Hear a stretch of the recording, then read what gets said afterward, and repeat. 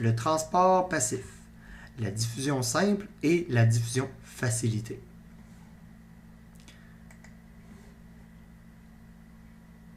Commençons par voir la diffusion simple. Ce qu'on peut remarquer ici, c'est que nous avons la membrane plasmique constituée de sa bicouche de phospholipides et pour la diffusion simple, aucune protéine n'est requise. Donc c'est pour ça que nous sommes dans une tranche de la membrane plasmique où nous ne voyons que des phospholipides. Vous remarquerez au cours de cette vidéo la fluidité des phospholipides qui bougent continuellement un petit peu de gauche à droite, représentant ce qu'on appelle la mosaïque fluide de la membrane, parce que les phospholipides sont collés les uns sur les autres, mais ils ne sont pas, cette structure n'est pas très rigide. Elle peut donc permettre le passage de molécules au travers de cette bicouche. Les molécules qui peuvent passer par diffusion simple, donc qui peuvent passer par la bicouche de phospholipides, sont les molécules qui sont dites liposolubles. Donc une molécule liposoluble veut dire qu'elle va être soluble dans le gras ou qu'elle va aimer le gras, si vous voulez. Les molécules qui sont solubles dans le gras, ça va être les autres gras, des stéroïdes et des très petites molécules comme les gaz respiratoires, le dioxygène et le dioxyde de carbone. Dans l'exemple ici, les molécules qui vont subir la diffusion simple sont ces petits L jaunes qui sont des lipides quelconques. On va voir qu'ils vont passer au travers de la membrane sans aucune aide.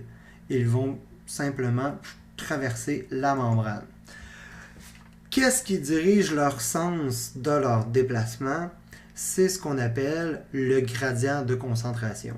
Le gradient de concentration va être très important pour tous les types de transports qui sont dits passifs, soit la diffusion simple et la diffusion facilitée. Qu'est-ce que c'est que le gradient de concentration?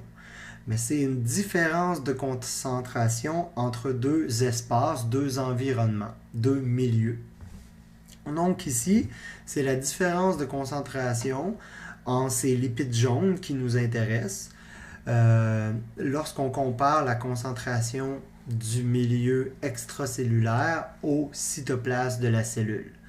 Ce qu'on peut voir dans ce cas-ci, c'est que les lipides, il y en a beaucoup à l'extérieur de la cellule, donc c'est pour ça ici high concentration, et il y a une faible concentration de ces lipides dans le cytoplasme de la cellule.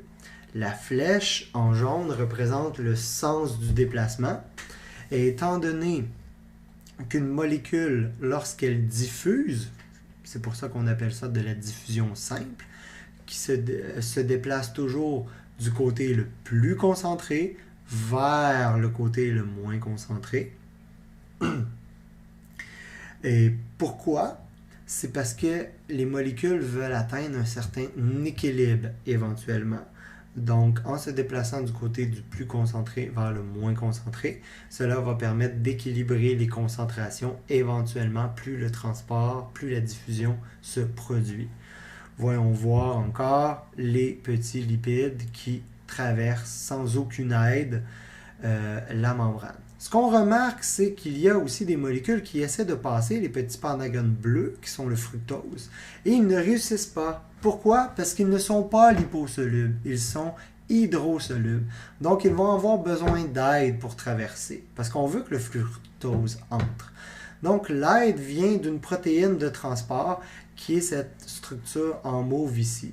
Le fructose va entrer au travers de la protéine de transport et va être poussé vers l'intérieur de la cellule. Pourquoi le fructose entre? Car ceci est de la diffusion facilitée et étant donné que le fructose subit un processus de diffusion, il va également se déplacer selon le sens de son gradient de concentration.